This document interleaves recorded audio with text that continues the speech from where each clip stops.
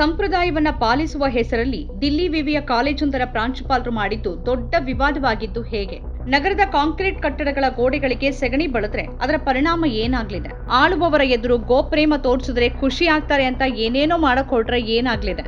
ಉನ್ನತ ಶಿಕ್ಷಣ ನೀಡುವ ಸ್ಪರ್ಧಾತ್ಮಕ ಪರೀಕ್ಷೆಗಳಿಗೆ ವಿದ್ಯಾರ್ಥಿಗಳನ್ನ ಸಜ್ಜು ಮಾಡುವ ಕಾಲೇಜುಗಳಲ್ಲಿ ಹೀಗಾದ್ರೆ ಗತಿ ಏನು?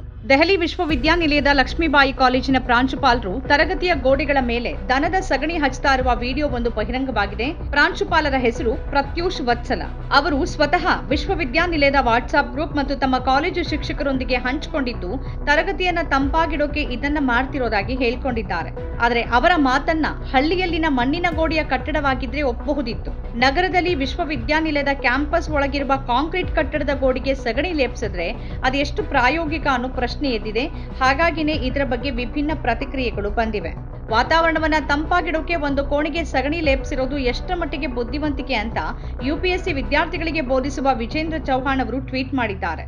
ಗ್ರಾಮೀಣ ಪ್ರದೇಶಗಳಲ್ಲಿ ಸಾಮಾನ್ಯವಾಗಿ ಮಣ್ಣಿನ ಗೋಡೆಗಳ ಮನೆಗಳನ್ನ ನಿರ್ಮಿಸಲಾಗುತ್ತೆ ಮತ್ತು ಅಂತಹ ಗೋಡೆಗಳಿಗೆ ಸಗಣಿ ಬಳಿಯೋದ್ರಿಂದ ತಂಪಾಗಿರುತ್ತೆ ಅಂತ ಹೇಳಲಾಗುತ್ತೆ. ಹೆಚ್ಚಾಗಿ ಬುಡಕಟ್ಟು ಜನರಲ್ಲಿ ಇದರ ಬಳಕೆ ಇದೆ.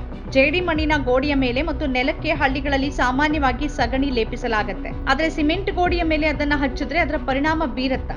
ಯಾವ ರೀತಿಯಲ್ಲಿ ಅದು ತಂಪು ವಾತಾವರಣಕ್ಕೆ ಕಾರಣ ಆಗಬಹುದು ಅನ್ನೋದು ಪ್ರಶ್ನೆ. ಮಣ್ಣಿನ ಗೋಡೆಯ ಮೇಲೆ ಸಗಣಿ ಲೇಪಿಸೋದಕ್ಕೂ ಸಿಮೆಂಟ್ ಗೋಡೆ ಮೇಲೆ ಲೇಪಿಸೋದಕ್ಕೂ ವ್ಯತ್ಯಾಸಗಳಿವೆ. ಹಳ್ಳಿಗಳಲ್ಲಿ ಇದು ಶತಮಾನದಿಂದಲೂ ಇರುವ ತಂತ್ರ. ಅಲ್ಲದೆ ಹಳ್ಳಿಗಳಲ್ಲಿ ಸಗಣಿಯನ್ನ ಒಣಗಿಸಿ ಉರುವಲಿನಂತೆನೂ ಬಳಸಲಾಗುತ್ತೆ. ಆದ್ರೆ ಸಿಮೆಂಟ್ ಗೋಡೆಗಳ ಮೇಲೆ ಸಗಣಿ ಲೇಪಿಸಿ ಅದನ್ನ ಸಂಶೋಧನೆಯ ಭಾಗ ಅಂತೆಲ್ಲ ಹೇಳ್ತಾ ಏನ್ ಮಾಡೋಕ್ ಹೊರಟಿದ್ದಾರೆ? ನಮ್ಮ ವಿಶ್ವವಿದ್ಯಾನಿಲಯಗಳು ಮತ್ತು ಕಾಲೇಜುಗಳಲ್ಲಿ ಈ ರೀತಿಯ ಶಿಕ್ಷಣ ವ್ಯವಸ್ಥೆಯನ್ನ ತರೋಕೆ ನಾವು ಬಯಸಿದ್ದೀವಾ ಅಂತ ವಿಜೇಂದ್ರ ಚೌಹಾಣ್ ಅವರು ಪ್ರಶ್ನೆ ಮಾಡಿದ್ದಾರೆ. ದನದ ಸಗಣಿ ಖಂಡಿತವಾಗಿಯೂ ಸಾಂಪ್ರದಾಯಿಕ ಉಪಯೋಗಗಳನ್ನ ಹೊಂದಿದೆಯಾದ್ರೂ ನಗರದೊಳಗಿನ ಕಟ್ಟಡದ ಗಾಳಿ ಆಡದ ಕೋಣೆಯ ಸಿಮೆಂಟ್ ಗೋಡೆಗಳ ಮೇಲೆ ಹಚ್ಚಿದ್ರೆ ಅದರಿಂದ ಶಿಲೀಂಧ್ರ ಸೋಂಕಿನಂತ ಹಾನಿನೇ ಉಂಟಾಗಬಹುದು ಅನ್ನೋದು ಅವರ ಆತಂಕ. ಮಣ್ಣಿನೊಂದಿಗಾದ್ರೆ ಸಗಣಿ ಸರಿಯಾಗಿ ಬೆರೆತು ಗಾಳಿಯೂ ಇರೋದ್ರಿಂದ ಅದು ಬೇಗ ಒಣಗೋದಕ್ಕೆ ಸಾಧ್ಯ. ಆದರೆ ಸರಿಯಾಗಿ ಗಾಳಿಯೇ ಇರದ ತರಗತಿ ಕೋಣೆಯೊಳಗೆ ಸಿಮೆಂಟ್ ಗೋಡೆಗೆ ಅದನ್ನ ಲೇಪಿಸೋದ್ರಿಂದ ಆರೋಗ್ಯಕ್ಕೆ ಅಪಾಯಕಾರಿಯಾಗಿನೇ ಆಗಬಹುದು ಅಂತ ಹೇಳಲಾಗ್ತಿದೆ. ಅದರಿಂದ ಶ್ವಾಸಕೋಶದ ಸಮಸ್ಯೆಗಳು ಬರಬಹುದು ಅಂತ ಹೇಳಲಾಗುತ್ತೆ. ಈಗ ಪ್ರಾಂಶುಪಾಲರು ಸಗಣಿ ಬಳದಿರುವ ಈ ಕಾಲೇಜಿನಲ್ಲಂತೂ ಮೂಲಸೌಕರ್ಯ ಸಮಸ್ಯೆಗಳಿವೆ ಅಂತ ಹೇಳಲಾಗಿದೆ. ವಿದ್ಯಾರ್ಥಿಗಳನ್ನ ಈ ಬಗ್ಗೆ ಕೇಳಿದಾಗ ಪ್ರಾಂಶುಪಾಲರು ತಮ್ಮ ಮುಖ್ಯ ಕೆಲಸದಿಂದ ಗಮನ ಬೇರೆಡೆ ಸೆಳೆಯೋಕೆ ಹೀಗೆಲ್ಲ ಮಾಡ್ತಿದ್ದಾರೆ ಅಂತಾನೆ ವಿದ್ಯಾರ್ಥಿಗಳು ಉತ್ತರಿಸಿದ್ದಾರೆ. ಕಿಕ್ಕಿರಿದು ತುಂಬುವ ಈ ಕೊಠಡಿಯೊಳಗೆ ತಂಪಾಗಿರೋಕೆ ಎಸಿ ಅಥವಾ ಕೂಲರ್ ಸ್ಥಾಪಿಸುವ ಬದಲು ಹೀಗೆ ಮಾಡಲಾಗ್ತಿದೆ. ಇದು ಒಂದು ಪರಿಹಾರ ಆಗೋಕೆ ಸಾಧ್ಯವಿಲ್ಲ ಎನ್ನಲಾಗಿದೆ.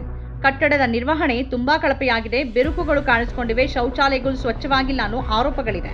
ಹೀಗೆಲ್ಲ ಇರುವಾಗ ಅವೆಲ್ಲವನ್ನೂ ಮರೆಮಾಚಿ ಒಂದು ಕೋಣೆಗೆ ಸಗಣಿ ಬಳಿದು ವಾತಾವರಣ ತಂಪು ಮಾಡ್ತೀವಿ ಅನ್ನೋದು ಎಂಥ ನಾಟಕ. ಹಳೆ ವ್ಯವಸ್ಥೆಯನ್ನ ಉತ್ತೇಜಿಸುವ ಬಗ್ಗೆ ಮಾತನಾಡೋದು ಬೇರೆ, ಆದರೆ ಎಲ್ಲವೂ ಎಲ್ಲಾ ಕಡೆನೂ ಅನ್ವಯ ಆಗೋದಿಲ್ಲ.